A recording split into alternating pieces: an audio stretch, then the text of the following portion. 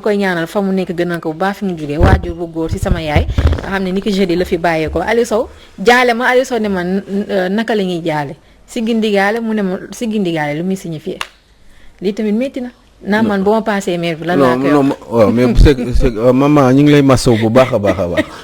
di la wax sigil ndigaale di partager la douleur yow kan dégg nga waaw di la ñaan yàlla nga gudd fan mais c'est que Fatou bi may wax loolu dama ko ne mais sigil mooy sigil mooy nga sigil quoi nii xam nga ndigaale bi bon xaw ma luy ndigaale man bon du coup ma ne ko mais sigil ndigaale mënoon nañ ko ne massa sa wala ñu ne ko xëy na peut-être massa ndigaale wala yooyu je sais pas man xam nga. mais si xam nga ni il est sérieux lii la ma doon wax au téléphone en fait. daf may jaale mais lii la ma doon wax. non mais massa bi moo gën a approprié. wala massa bi quoi nga ne ko wala bu la neexee bu jox ndigaale. mais au moins sax nga ne massa. nga ne ko massa maa ngi lay massa wu ci métit bi nga am. comme genre je compatis à la douleur ak yooyu. waaye siggil ndigaale si looy siggi pour quoi faire. ndigaale nag. ndigaale bi aussi est-ce que ndig la gis nga mi ngi laaj ndigaale gis nga Etienne ngi laaj ndigaale. tey fii kuy laaj ngeen digaale doo xam luy ndigaale xulas xamuloo ko tout le monde personne le sait donc des fois dañuy utiliser ay termes yoo xam ne man bu doon sama soog damay massaw maa ngi lay massawu ci métit bi yow kan yaa ngi dégg je sais pas man pour man quoi parce que des fois dañuy wax ay termes yoo xam ne amul benn kii quoi wala peut-être waaw voilà massa lu ñu bokk voilà yooyu je suis d'accord mais siggil ndigaale siggi pour jëm fan pour xool lan wala siggi je sais pas xam nga donc massa lu ñu bokk maman kan et puis siggil ndigaale aussi siggil aussi Fatou je compatis à la douleur non munu parce que sigil bi man moom xaw ma à moins que sigil am beneen sens mais sigil mooy nga siggi mooy nga siggi quoi. baax na rek mosuma ci bàyyi xel c'est bien réfléchi lu mu wax. baax na tey ne massa lu ñu bokk. voilà massa lu ñu bokk. parce que yow li nga ñàkk. man ma xam la ñàkk la xam. ñoo ko bokk. parce que képp ku la jege ku la sori bu demee bàyyi la fi dootoo ko gis lu métti la. massa lu ñu bokk. d'accord voilà on compatit sincèrement à la douleur. d'accord yaa ngi dégg douleur métti nii la def nag si léegi ba ma fàtte sax sama tristesse ndeysaan moo ma reetaan loo nag. et je te remercie pour ça soppuloo donc lune bo actualité yi tey comme d'habitude dañu koy dooree ak Walf Quotidien. mais maa ngi lay sant di la gërëm je suis très content encore d'être sur ce plateau kontaan naa trop parce que ba tey nuyoo ma maa ngi leen di sant gërëm naa leen yéen waa diaspora adduna bi yëpp wal ngal kap maa ngi leen di sant leen gërëm kontaan naa ci yéen oui je voulais dire aussi à Charles qu'il m'énerve. Voilà. Est-ce que di nga bàyyi Charles waaw wala déet. Voilà c'est ça que je voulais lui dire. D'accord. Que il m'énerve Charles. Okay. Charles tu m'énerves. D'accord en tout cas téléspectateurs yi chaque jour ñu ne ma naa leen lijjantil. yow ak Charles lan ngeen jotee. may leen nag ñaar ñi ku dugg seen diggante yaa ciy des. ndax dañuy xuloo léegi jubbowaat léegi. en tout cas coach bi ñëw na ci Charles léegi. Walf Quotidien jaaxal na ma. coach nee na moom Charles léegi xaritam la. moom la jëlante bi ka Charles téye nag. war na ma ko wax baax la ko téye man loolu dafa ma leer. dinaa ci xam dara. Walf Quotidien la ñuy dooree actualité yi luñ bokk comme ni ñu koy defee chaque matin alors tey daanaka maanaam sax journaux yu bëri moom la ñu xëyee. muy ki nga xamante ni son excellence président de la république Macky Sall discours bi nga xam ne def na ko ci 3 avril bi. alors emploi des jeunes Macky taille patron. ah bah oui. taille patron entre guillemets. maanaam Macky jóg na pour dimbali je pense patron yi wala boog. ok daf leen doon kii sax xaw ma ñaax lañ koy wax. da leen doon ñaax. pour mais en même temps aussi. ci emploi jeunes yi. pour gars yi def ay efforts. partenariat convention état employeur. yooyu yëpp donc je crois que ça a été dit. Macky Sall jóg na pour jàppale xale yi. nee na il aura à déployer d'ici donc le mois de mai dans un mois. autour de 80 milliards yoo xam ne daf koy saaw pour xale yi mën a am liggéey. ci wàllum mbay mi. ci wàllum napp bi monsieur Etienne ci wàllum service yi donc en tout cas jóg na pour def des efforts pour jàppale mais lépp li ko waral c'est parce que ci fan yi xam ngeen ni dafa am yu bari yu fi amoon ay coowu gone yi avec histoire Sonko bi ak Adji Sarr donc ça fait que dafa déclencher meru jeunes yi donc le président Macky Sall jógoon nag ne je vous ai compris donc ci loolu ci la defoon discours am boobu ci weer rappeler que ci histoire république je ne sais pas ndax si vous en souvenez benn président mosul wax ñaari yoon ci ci benn weer. yaa ngi dégg de la manière la plus solennelle donc il y a 8 mars est-ce que c'était pas il y a pas longtemps je crois que c'était le 8 mars bi côté mars bi la woon le 8 mars la waxoon donc maintenant waxaat na le 3 avril mais ça c'est récurrent toujours veille d'indépendance il faut mu joxe xalaatam mais li ko gën a inspiré je pense mooy li fi xewoon début mars boobu entre le 5 ak le 8 mars par rapport ak difficulté yi nga xam ne moom la amoon ci yëngu-yëngu réew mi xale yi ni ñu commencé woon di lakk réew mi di ko tas di def yu kenn xamul yàqatee fi bari woon fii ça fait que il a eu à réfléchir et à comprendre que il fallait que mu ressurgir essayer de trouver des solutions pour répondre aux attentes de ces jeunes là di fàttali nekk ni Sénégal boo compter fukki nit yuy dund Sénégal juróom-ñaar yëpp amuñu fanweeri at ak juróom te ku ñuy wax moins de 35 ans moom mooy on considère que jeune nga théoriquement donc je pense que ni il essaie de comprendre le président Macky Sall de réfléchir sur des solutions jéem a xool nan la mën a déployer des moyens pour satisfaire justement les attentes de ces jeunes là parce que c'est très très difficile on sait très bien ñi ngi koy wax ci Walf Quotidien ñi ngi koy wax ci yeneen journaux on sait très bien que ni au Sénégal quand même problème dëkk bi mooy xale yi amuñu liggéey amuñu béréb yoo dem xale yi ñi ngi taxawaalu que ce soit ñi am diplôme ñi amul diplôme que ce soit ñi jàng avec un certain niveau ñi jàng avec un niveau beaucoup plus élevé ñi nga xam ne amuñ niveau amuñ métier yi yaa ngi dégg tout est dans l'informel affaire u taxale la y a rien de précis justement dans la gestion des emplois ou de l'employabilité au Sénégal donc c'est très très difficile c'est très compliqué donc maintenant est-ce que 80 milliards yooyu nga xam ne moom le président Macky Sall dafa ne dina ko si teg au mois de mai xam nga mois de mai c'est ñu ngi si mois d'avril donc mois de mai c'est dans un mois Macky Sall normalement dina déployer 80 milliards maintenant man dama doon jéem a seet Fatou 80 milliards yooyu fan la koy jëlee ci weer loolu question bi ma njëkk laaj la beneen question bi mooy et puis j'espère qu'on va échanger là-dessus beneen question moom mooy pourquoi ñuy xaar ba situation yi demee nii est-ce que c'est parce que des fois dañuy jouer par rapport ak psychologie sénégalais yi pour déployer des moyens wala est-ce que c'est quoi le problème parce que finalement il y a 6 mois avant il y a 3 mois avant Macky Sall quand même président Macky Sall xamoon na ni jeunes yi dañu soxla emploi avant gis nga bi muy doog a ñëw ci nguur gi il avait promis 500 000 emplois après bi mu ñëwaatee ci nguur gi nii il avait parlé encore de recrutement de beaucoup de jeunes surtout dans la fonction publique et essayer de booster l'économie ba nga xam ne xale yi dañu mën a am liggéey comment cela se fait-il que lii am kese problème bi am muy doog a am parce que il faut muy réagir parce que xaw ma ndax seetlu ngeen ko mais moi j'ai trouvé que le président Macky Sall a fait un super bon discours effectivement xaw ma ndax gis ngeen ko mais li mu wax yëpp boo ko dégloo da nga ciy ànd maintenant il y a 3 mois il y a 6 mois pourquoi il ne le pensait pas qu'est-ce qui a fait que lan mooy élément déclencheur bi nga xam ne moom mooy mën a tax un président de la République wax benn mbir parce que il est censé quand même on peut s'imaginer que ni moom am na préoccupation liggéeyu xale yi loolu préoccupé na ko depuis des années parce que il en parle ñu naan les 500 000 emplois le promettroon au départ gis ngeen ni bon bu feeñoon ci dëkk bi dinañ ko sentir xale yi dinañ ko sentir jamono yi mbëkk mi yàggul dara pourquoi qu'est-ce qui fait que ni ce discours là est-ce que Macky Sall dafa jóg tey jii nii pour indi beneen façon yi liggéey parce que dafa am loo xam ne comprendre ko woon et que léegi mu comprendre ko toujours li tax may laaj loolu mooy discours bi mu def mënoo ko déglu nga nekk de bonne foi te doo ànd ci li mu wax parce que dafa jub xocc dafa leer et puis daanul woon defee nii lan moo ko motiver est-ce que c'est parce que léegi dafa jóg véritablement pour liggéey parce que dafa am ay éléments yu bari yoo xam ne maîtriser wu ko woon dans ce pays parce que des fois on dit que président yi duñu leen wax lépp ñi nekk seen wet duñu leen conseil duñu leen wax toutes les vérités et que li déclenché woon coow gi amoon fii ci si réew mi moo tax ba Macky Sall commencé di xalaat ni am na yoo xam ne xamu ko woon et que maintenant il faut que mu assumer ses responsabilités loolu moo tax mu jël décision boobu parce que 80 milliards d'un seul coup comme ça fii ak mois de mai nga ne yow di nga ko génnee cash pour def ko ci ndaw ñi ndax ñu mën a am liggéey ban doole la am ba mën a am 80 milliards yooyu qu'est-ce qu'il va faire fu muy jëlee xaalis bi fu mu koy jëlee aussi surtout parce que ci diggante weer la Macky Sall mën na fi récupérer 80 milliards bu fekkee ni loolu am na ça veut dire que je sais pas dans 2 mois dans 3 mois xëy na bu defaatee les mêmes efforts xaw ma ndax dégg ngeen li may wax bu defate les mêmes efforts peut-être que affaire yi dina gaaw léegi problème mu Sénégal rek réglé wu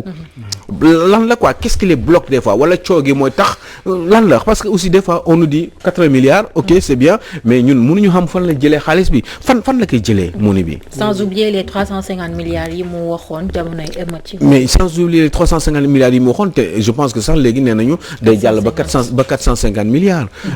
des fois j'ai besoin de comprendre c'est dommage parce que bon gars yi dañuy sànni ay chiffres nii mais on n'a jamais de précision par rapport ak xaalis bi fan lañ koy jëlee fu muy jógee déjà xaalis bi ci yan anam lañ koy amee fan lañ koy dugal ak ñan ñoo ci bénéficier wu te ñooñu ci bénéficier wu lan lay jëriñ pour réew mi xam nga détail yooyu buñ ko amoon nga baal ma ci tagg bi wala ñu ñëw ci xuddoos man moom li ma teg sama bët loo xam ne maa ko gis maa ko fekkee jamono ji mooy financement yi moom commencé na parce que man fi mu nekk nii sama koñ jeunes yi sut mairie nag nga baal ma foofu dama bëgg wax mairie daal ak paa yi baal leen financement yi ak booy yi nag booy yi dañoo war a liggéey du doonu waaw dañ bàyyi waa xam nga tamit dëgg la yëf yi fépp la méttee mais jeunes yi aussi yaakaar naa ne ñoom lañ war a gën a jàppale mais gars yi moom bu ñu nee financement rek paaye mairie ñoo si ëpp nag samay xarit lañ ne xaar leen tuuti rek yéen tamit ñu nag yéen ñoo fa kudos bon kii par rapport ak discours bi nga xam ne moom la doon wax kii di Aliou Sow c'est vrai qu'il y a eu changement de communication en tout cas parce que bon comme c'est le discours bi nga xam ne moom la opposition bi nekk retenir pour que jeunes yi retrouvé wu ci seen en tout cas initiative de politique waral itam du côté du pouvoir léegi li ñuy wax rek xam nga bu ñu xamee lu lay metti ne la masaw rek mën nga jàpp ne bon ça peut aller je pense que le président de la République def na conseil des ministres décentralisé ci région yëpp am loo xam ne gisal na ko boppam constaté ko xam ko te mu ci jot itam ay rapport mu xam la fa xew ba léegi promesse yooyu amul dara li nga xamante ne région yi gis nañu ko leneen li nga xamante ne itam il faut que ñu bàyyi xel que ne création d'emploi ak création d'occupation bokkul parce que boo jëlee par exemple damay dégg ñenn ñi naan Auchan dañ ko toj te ña fa doon liggéey loolu emploi la mais ngay fay nit ki 50 000 francs fii chambre sax boo bëggee loger am néeg bu baax 50 000 francs ngay fay xam nga loolu création d'occupation la du création d'emploi parce que itam la nga xamante ne moom la inspection du travail wala ak ñi nga xamante ne ñoom ñoo wala saytu ci wàllum liggéeykat yi il faut que ñu am un regard sur certains emplois yi nga xam ne non seulement que nit ki da ngay xëy 8 heures ba minuit presque mais la ngay fayeeku du la jëriñ dara c'est une exploitation surexploitation d'ailleurs moo fi am loolu itam du ne rek dinañu créer emploi te fekk l'emploi aussi ne permet pas aux jeunes de s'épanouir loolu aussi c'est important bu ñu jëlee dans le cadre de la Covid-19 bu ñu fi génnee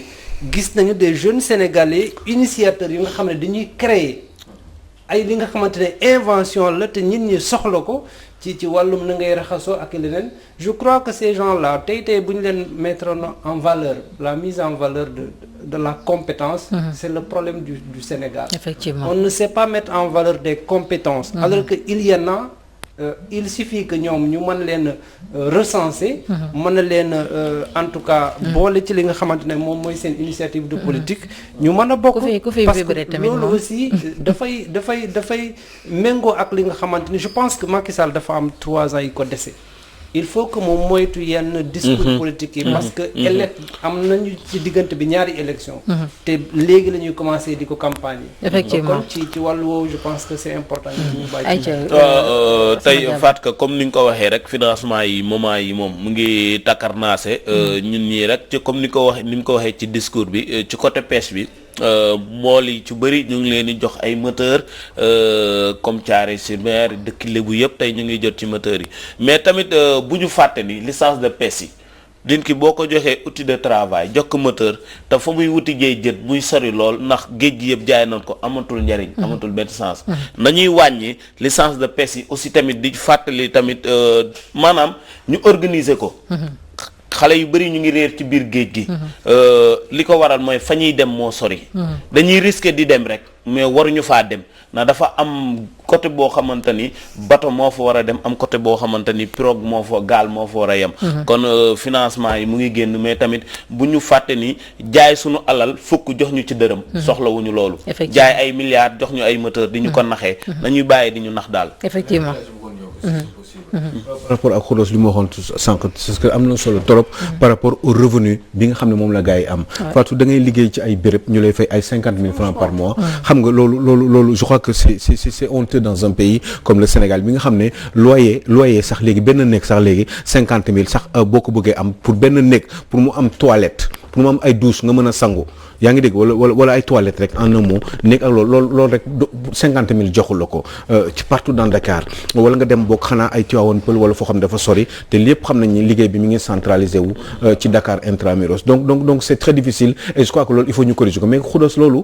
moi je pense que j'avais une idée par rapport ak une proposition qu'on aurait pu faire au président de la République mais ñu am un système de revenu minimum loo xam ne day genre comme en France xam ne day doon RMI revenu minimum d'insertion nga xam ne revenu boobu kenn amul droit fay ko nit en dessous mënoo liggéeyal nit Sénégal nit mënoo la liggéeyal nga koy fay lu gën a tuuti loolu il faut ñu exiger ko Sénégal ñu ne à partir d'aujourd'hui man président Macky Sall jël naa décision comme ni ñuy jëlee décision ci Covid bi ak yi demee noonu nu muy jëlee ay décision ba gars yi respecté mu ne fii nangootuma man kenn di liggéeyal nit di liggéey ñu koy fay non mais dañ ko respecté mais amul suivi non mënul am suivi ba pare nit man pour man Sénégal nit waru fi liggéey di liggéey 8 heures ba 18 heures chaque jour lundi ba samedi te du am plus de 100 000 francs par mois man pour man Sénégal loolu dañ ko war a exiger parce que patron yi jox man gis nga temps yële ci affaire BRT bi dama gis koo xam ne ñoroon ay nit yu doon gas yaa ngi dégg mais je te parie laa lay wax ne xam nga ñaata leen di fay par heure 300 francs CFA man maa laaj waa ji ci BRT bi waajoo xam ne dama ko ne mais saa waay alors affaire bi nu mu demee nii mu ne woy gis nga de ñi ngi fi rek ñi ngi dóor waa rek grand ma ne ko waa mais léegi affaire bi nu mu demee nii mais alors mais bàyyi yaa ngi ciy génn mu ne non grand gars yi nit ñi dóor rek mais coow du jëpp amuñu choix quoi ñun bàyyi ñu nii rek ma ne ko mais lu mu demee noonu mu ne ma grand 300 francs lañ may fay par heure 300 francs waa ji bu liggéeyee 8 heures ba 20 heures ak benn pause muy 9 heures 3 fois 9 27 2700 lay gagné 8 heures ba 19 heures 2700 francs CFA waa ji moom lay gagné. 300 francs te nee na ma yamul foofu de nee na ma balaa ñu ko jot grand dañuy daw ba fat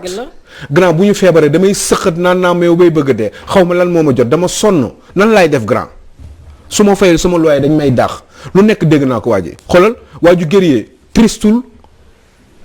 purée Fatou xoolal ba pare communication mais coow du jib quoi grand yàlla baax na. amiin yàlla baax na. xoolal yooyu la ñuy wax quoi. 2700 lay gagné léegi 2700 10 jours 27000 la. 10 jours 27000 la léegi boo compté 27000 fois 3 fois 7 21 3 fois 2 6 71000 81000 lay waaj di gagné. pour li liggéey di gas day gas. li machine BRT yi waroon gas gars yi moom la ñuy gas ci suuf te dañuy gas ba mu xóot xaw ma ñaata mètre lañ leen laaj pour ñu def ko te il faut ñaari fan par métrage lañ leen di wax il faut bu mu gën a xóot purée xool da lay expliquer affaire da nga naan mais lii nan la mënee nekk te kenn leen contrôler amuñu sécurité sociale bu ñu feebaree kenn du leen faj xam nga nee na ma dafa naan meew bay bëgg dee nee na affaire ba am gannaaw sëqat naa ba xaw ma lu ma dal yàlla baax na ba pare tegal ma ci sëñ Tuubaa mu morom monsieur Sow li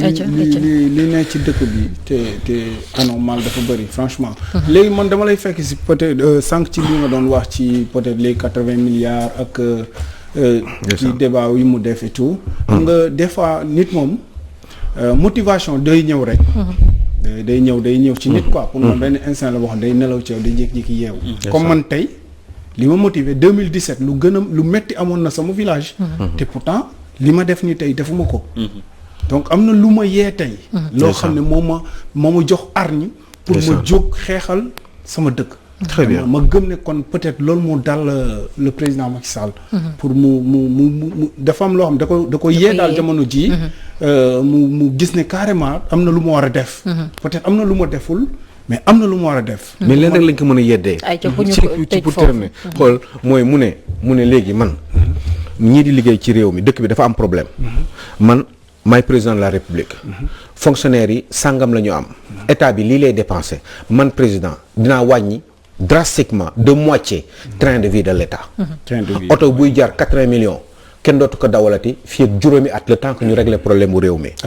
yenn nombre de litres d'essence yi ñu daan jox ay nit ba ñu koy jaay wala di ko may seen i jabar wala ñu leen koy jaayal ci biti. yooyu dootu ñu leen ko joxati ku nekk boo amoon 2000 litres d'essence ñu wàññi ko à 500 wala à 600 litres. ñi amoon 500 ñu wàññi ko yooyu bu ñu ko defee dañuy dajale xaalis bu bari. ñu woor parce que ñu woor dañuy woor quoi def ay sacrifices pour le pays. ñoom ñëpp moom mu wàññi voyager. yi mu voyage yi nga xam ne amatul njëriñ parce que ça coûte de l'argent président bu génnee fii rek dem bitim réew par exemple dem France léegi nii benn ñetti fan ça va lui coûter 200 millions plus de 200 millions la koy benn Macky Sall bu demee ak gàngoor bi avion bi fees mu dem def 3 jours France dellu soir au moins 200 millions et je suis gentil quand je dis 200 millions ci ay frais lay dépenser ñaata yoon la génn bitim réew dem ay yenn dëkk yi nga xam ne dafa compliqué ay frais de stationnement avion bi kérosène bi nit ñi per diem yi nga war a fay gars yi hôtel bi ñu war a dëkk loolu yëpp état bi moo koy jël en charge te ça nous coûte très cher léegi pour serrer la ceinture et aider les populations nañu wàññi parce que li ñu am rek la ñu mën a dundee léegi nañ ko séddoo jéem a wàññi affaire bi def ay sacrifice ñi nga xam ne dañu nekk ci nguur gi bëgg liggéey ak yow président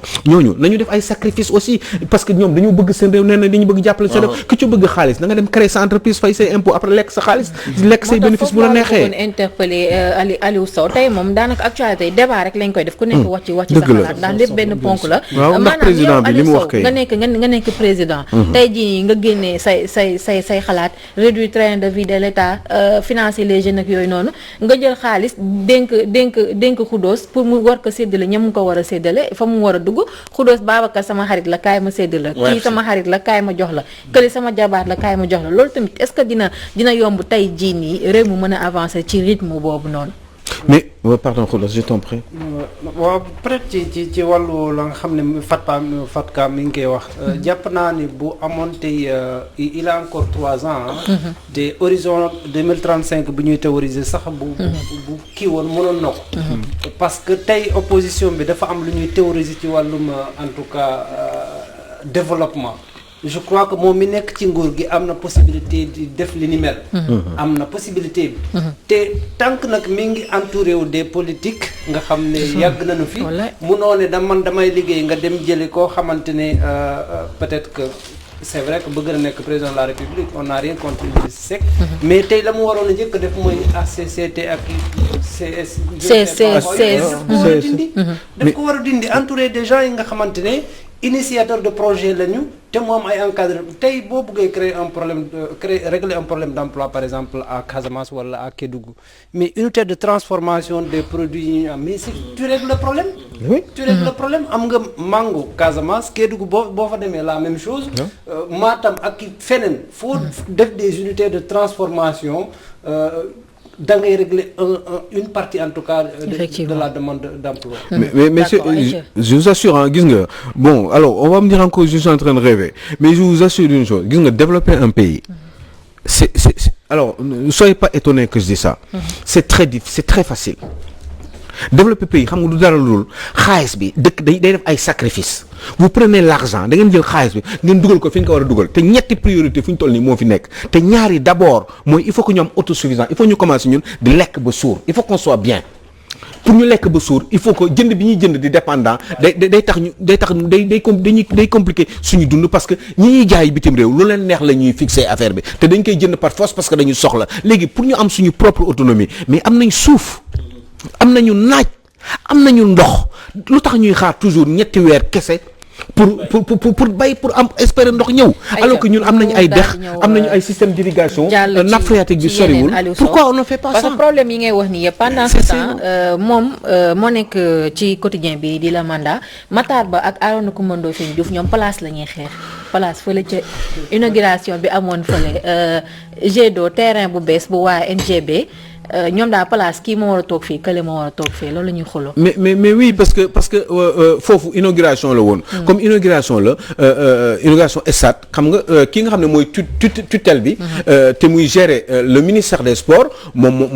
mooy la personne prioritaire même bu fekkee ni Arona Coumba Ndoffène Diouf waa kii la nu mu tudd waa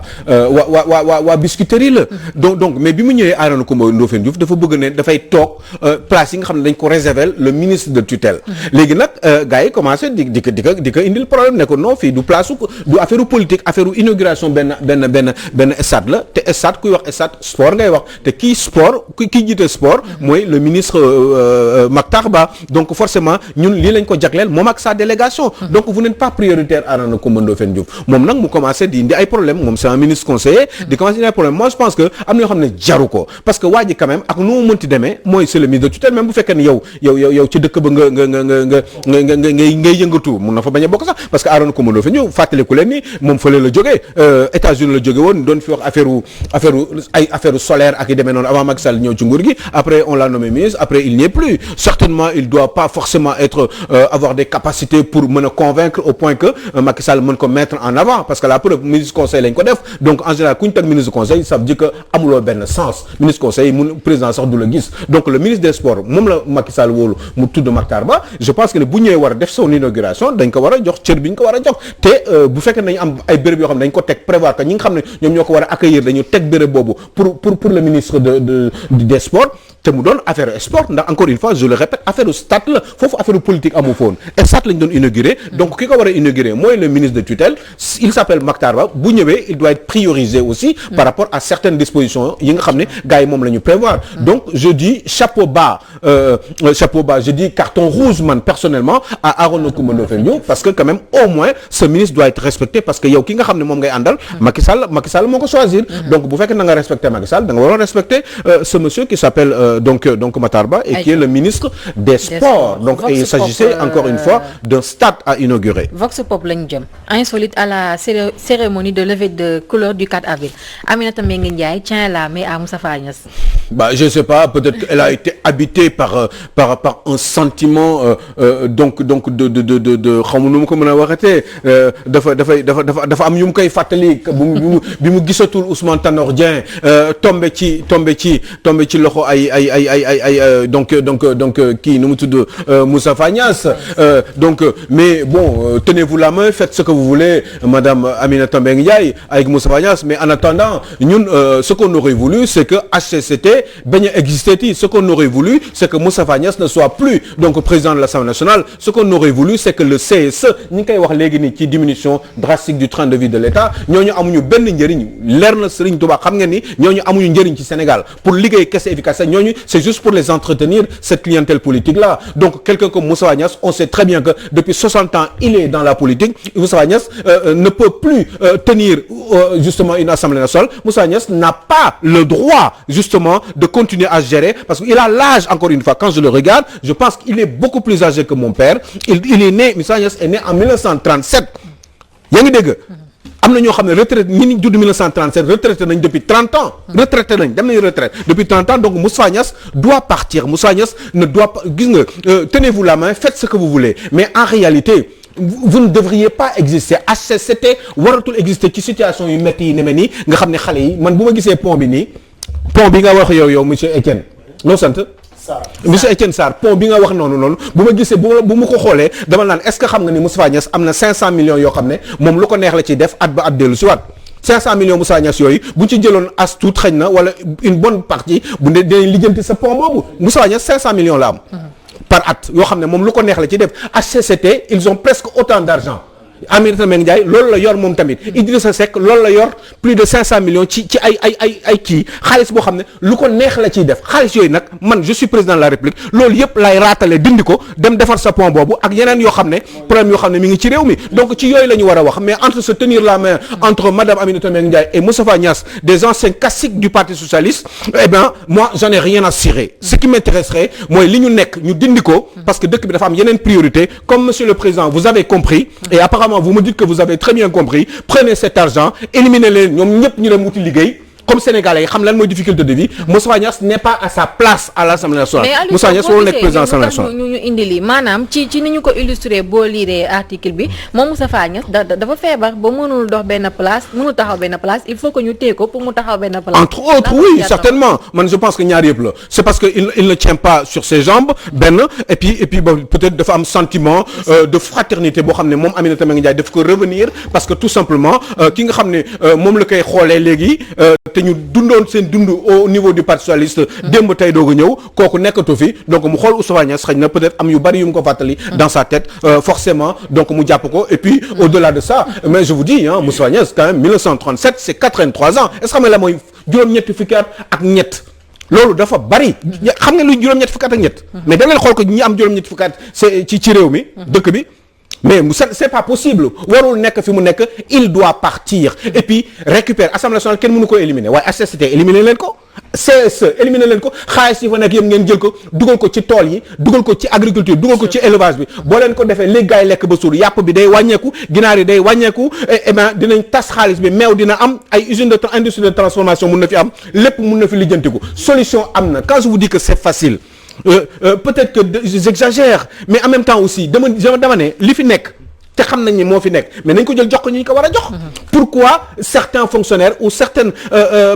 personnalités de ce pays ou certaines autorités dans la haute administration ñuy am yenn avantages yi di am yenn moyens yi en tout cas loolu moo insupportable dëkk bu amee problème bi ñëpp a ko war a yëg mais dëkk bi mënul nekk ci ay situation ay président assemblée nationale ay président de commission di am ay 2000 litres bon essence. essence 6000 francs lay jar boo ci amee 2000 par weer ñuy def calcul bi si vous avez le temps. effectivement essence 600 francs lay jar presque 700. ma calculer benn litre. alors koo ci jox président de commission boo ci jox 2000 litres d'essence 2000 alors 2000 litres d'essence boo ko joxee defal ma calcul bi. 1 million 200. 1 million 200 lay am ci essence moom pour ay doxantoom. ma fàttali ko ni am na koo xam ne Auchan lay liggéey. toute la journée 50 000 francs la am CFA par mois. weer. ñaata nga wax yow. 1 million 200. 1 million 200 lay am moom pour ay doxantoom parce que juste rek moom président de commission la wala ministre de la république la ñoom loolu la ñuy am ci ay bons d'essence moo tax day doy ba nga xam ne dañuy maye wala ñuy jaay xam nga c'est ça qui est dégueulasse yooyu il faut ñu lijjanti ko man d'accord naa dëkk bi pauvre dëkk bi am problème am ñoo xam ne liggéeyuñu ko woon il y a eu beaucoup d'expérience qu'on a vécu avec des ministres des hommes politiques milliardaires mais léegi comme dañu bëgg a changer waaye ñun nañ def ay sacrifices. ni ñuy jël xaalis bi ñu jël ko ñu dajale ko seet yan mooy zone prioritaire yi lekk la naan jàng éducation ak faju bu ñu defee loolu fukki at keneen bu ñëwee li jënti beneen problème mais boobaa fekk nañ verrouillé nañ lépp transparence am na képp ku jël alalu Sénégal dërëm bu dinañ xam traçabilité bi xaalis bi fan la jëm ak kan moo ci bénéficié wu ñi ngi wax ni il va donner 80 milliards le président Macky Sall mais bu génnee 80 milliards ak yeneen 450 milliards yi ñu annoncé mais xaalis boobu mais au final je vous assure d'une chose xaar leen ba déwén bu fekkee ni loolu amul ñëw nee leen ma Aliou Sow tuug xaj parce que xam lu tax parce que gis nga déwén vous ferez la même chose yeneen kii dina génnaat parce que xam lu tax yow président même bu fekkee da nga am ay intention gars yi ils vont pas faire le boulot duñ ko liggéey parce que xam lu tax parce que gars yi position yi ñu nekk xam nañ ni d'un moment ou un autre dañ fiy jógee. donc il faut ñoom ñu dóor li ñuy dóor. gis nga quand même président Macky Sall say ministre de la République yoo xam ne ak ay say DG yoo xam ne mais ça fait 1 an 2 ans bi nga leen nommé mais gis nga ay këru 600 millions yi jënd. gis nga ko quoi gis nga ko yow teg nga ci sa bët amoo ci peut-être ay détails mais xam nga ni loolu am na. alors que ñoom seen kër yi dañ koy jënd cash duñ ko leb dañ koy jënd cash ils ont beaucoup de choses yoo xam ne yow ñu ngi la koy nëbb yow Macky Sall say collaborateurs yi ñu ngi fi quoi donc yow léegi vous avez le choix. lan ngay def da ngay bàyyi di seetaan bu croiser les bras wala da ngay toog jàpp sa ñàmbur wala da ngay ànd wala mënoo leen dara xëy na parce que amatoo choix moi je pense que ni il faut nga def ay sacrifices te sacrifice mooy yow d'abord nga commencer ko par yow. man j'ai envie de savoir combien vous gagnez à l'année monsieur le président dama ko bëgg xam parce que loolu bu amee après ñun dañuy suñu xel day dal dañuy sawar parce que dañuy naan ok waa ji parce que man Macron je sais combien il gagne. Macron je sais que Macron téyewul les fonds politiques en France président Macron téyewul fonds politiques et pourtant yow yaa téye fonds politiques yi au Sénégal vous avez 10 milliards 8 à 10 milliards yoo xam ne yaa ko téye lu la neex nga ciy def mais ñeneen ñi yaa ngi imaginer même bu ñu la waxul dara dañuy jéem a def ay affaires ci suuf parce que dañu naan moom tamit téye na ay bagages ñun tamit il faut ñu am dara balaa ñu fi jógee ëllëg c'est ay affaire exemple la en France Macron mënoo fexe ba mu fonds politique xam ko sauf situation exceptionnelle mu laaj xaalis mën na ko jël nag dugal ko foo xam ne ay raisons secrètes la du ñu wax fan la. mais à la fin de l'année toujours dañuy contrôler waat affaire bi. te li ma si jaaxal Aliou Sow mooy fan yi yëpp ñoom ñu ngi def ay meeting de remobilisation di defar ay daje di ci génnee ay xaalis bu bëree bëri et pourtant loolu am na feneen fu ñu ko war a mën a dugal. mais oui mais vous me faites penser immédiatement à Farba Ngom. mais comment il fait pour avoir autant d'argent. xam nga aussi xam nga man j'essaie de comprendre Moussa Cissé Lo nee na fii ay sàcc rek fi nekk bu ñu koy wax coow gi bëri woon na torop mais comment il fait pour avoir autant d'argent Farba Ngom comment il fait pour avoir ces machins là mais am na ñoo xam ne liggéey ay commissaire de police ay inspecteur yoo xam ne liggéey nañu ay alkaati yoo xam ne ñu ngi liggéey taxaw ci mbedd bi di pousser di leen bëgg rek ay 300 000 la ñuy gagné par mois ay enseignants yoo xam ne ñooy jàngal boroom xam-xam yi ëllëg ñu war a jiite réew mi mais ñooñu dañuy liggéey ba dee ba retraité du ñu am sax kër du ñu am kër quoi mais ñooñu nan lay régler seen problème ok vous me dites que ni di nga créer 5000 emplois ci wàllu éducation nationale c'est très bien tout ça mais déwén est-ce que man déwén dinaa am gàcce ruus wala déet man bëgg naa ruus bëgg naa ñu ne ma tuug xel nañ ma ko wax parce que au moins bu boobaa naa xam ne c'est très bien mais au moins problème réglé wu na parce que am na ñoo xam ne am nañu liggéey il y a trop de problèmes dans ce pays monsieur le président il faut que gars yi xam ko les gens sont fatigués ils ne mangent pas ku feebar mais fii ku feebar da ngay dee ah xale jigéen yu bari maa ngi leen di dégg fii ñu naan dañu am loolu nu mu tudd loolu ñu def ci biir bi loolu di am problème ci biir bi fibrome waaw fibrome mais mënuñu sax faju parce que nee nañ 250 000 leen laaj hôpital Thiaroye mais vous pensez que c'est normal mais ñooñu waruñu leen faj gratuitement te ñu juddoo ci réew mi ils ont juste le tort de tomber malade wala d'être pauvre wala fistule obstétricale. waaw yooyu yëpp wala kii nag li am jënd caari kaw xale yi amuñu sax mais jënd caari kaw amuñu kii. ay douche amuñu ay toilettes ci comme kii nu ñu tudd loolu comme mala yi la ñuy def bu ñu dem ginnaaw tool. ginnaaw kër eh bien loolu la ñuy def quoi c'est dégueulasse dëkk warul mel noonu dañ ko war a defar donc pour loolu man intention yi xam nga fii xaalis kenn du ko wét ci garab dafa am foo koy jëlee. nañ jël mooni bi dugal ko fi ñu ko war a dugal. defal dëkk bi quoi booy jàng. taalibe warul am ci réew taalibe jeex na. cantangalam ñeen na la bu baax a baax luñ boo tey moom je pense que la nga waroon wax yëpp sax ci semaine bi wax nga ko tey. alors moom Ansoumana sama xarit bi nous avons la capacité de créer des emplois à travers les malades mentaux errants d'accord loolu dinañ ci bàyyi xel Ansoumana ñu ngi lay nuyu bu baax a baax donc di jaajëfal luñ boo Aliou Sow gis nañ tey li nga xamante ni moom la waxtaanee ci biir rubrique bii nii di actualité waaye tamit di nuyu bu baax a baax ki nga xamante moo di Astou Mbar Faye moom elle est en train de nous suivre en direct di ko bàyyi xel bu baax a baax di souhaiter un joyeux anniversaire Charles Ba ma anniversaire bi laay wër nii ki nga xamante ni moo di nu mu tuddati sax waay Adama Mbaye depuis HLM 6 di doom ci ki nga xamante moo di Ndeye Fatou sama xarit ba nekkee fële ca TFM mu ngi souhaiter un joyeux anniversaire à Adama Mbaye depuis HLM 6 may souhaiter aussi un joyeux anniversaire à Amina Ndiaye kooku sama doom la sama xarit la moom heure bu xëyee rek day toog di ñu seetaana di sët ci taa Assou Ndiaye ma leen di nuyu bu baax a baax maman Khady Seck Aliou Sow nee na bëgg na la Louis Faye sama xarit bi yi madame Louis Faye aujourd'hui c'est son anniversaire donc ñu ngi koy souhaiter un joyeux anniversaire Philomène Sarr voilà mu ngi noonu Philomène Sarr joyeux anniversaire suñu jabar joogi noonu la nga xam ne mooy defar suñu xarit bi ba du tardé benn yoon moom du biddanti parce que dañ koy toppatoo dëgg neexul joyeux anniversaire madame yal na la yàlla saamu defal la tawfeex bàyyi la ak suñu xarit bi ba ici repose comme ni ñu koy waxee donc di jaajëfal suñu internautes yi Salma Ibrahima Fall sama xarit boobu la maa ngi koy bàyyi xel di ko nuyu bu baax a baax Charles René Fall borom 33 maamu damee Fall mi yàlla Fall jërëjëf yow jërëjëf sama xarit bi yow rek man fan laa rek man booy waxee borom 33 maamu borom ñoro lam de julde sow pour la jéeri borom ñoro lam di julde ak surtout ay tëggee góoru nee ne sow surtout ay tëggee siis bi waaw kañ bàyyi xale yi sama xarit yi waaw di leen sant leen gërëm waay man ay 33 membres yi man Chéri Karina waaw Karina waaw Chéri Karine Artuma waaw dee ko wax français bu jëm kaw wax gi ñëpp dégg ko ok d'accord français ajortu Penda Diallo Gueye la poste tranquille la Guèyeen ñu ngi koy nuyu bu baax a baax di feddali rek sama njaal ci sama famille yaay ñoom ñëpp di la ñaanal xolu muñ bu baax a baax surtout sama yaay maa ngi koy ñaanal mu am xolu